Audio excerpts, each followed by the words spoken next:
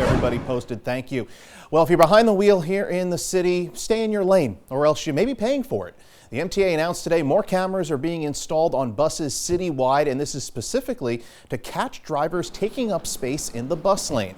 Now tonight we want to know how you feel about these added cameras. You can scan the QR code on your screen in just a bit to weigh in on tonight's poll. But right now we want to go to News 12's Mary Lynn Buckley. She joins us with more on what this means for drivers on the road. Mary Lynn. Kurt, this is big news. The MTA tells us these cameras are going to be installed along 9 bus routes citywide in lanes just like the one you see behind me. And we do know that some of those cameras were activated starting today.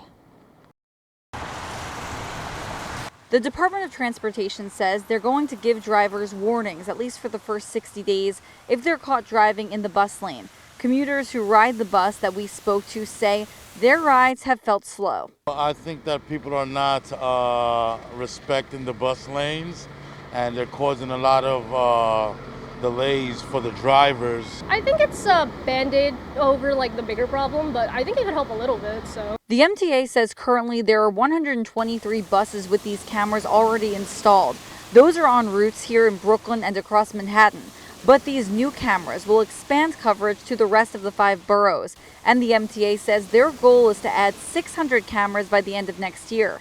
Something Jacob DeCastro from Transportation Alternatives thinks is a long time coming. The MTA starting this new program on these new routes is really good. And we hope that driver behavior will change shortly after the program starts.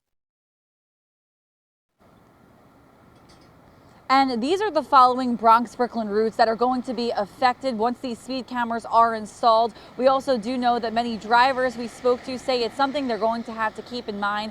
And keep in mind, after this 60-day grace period, drivers can face fines anywhere from $50 all the way up to $250 for repeat offenders. Kurt.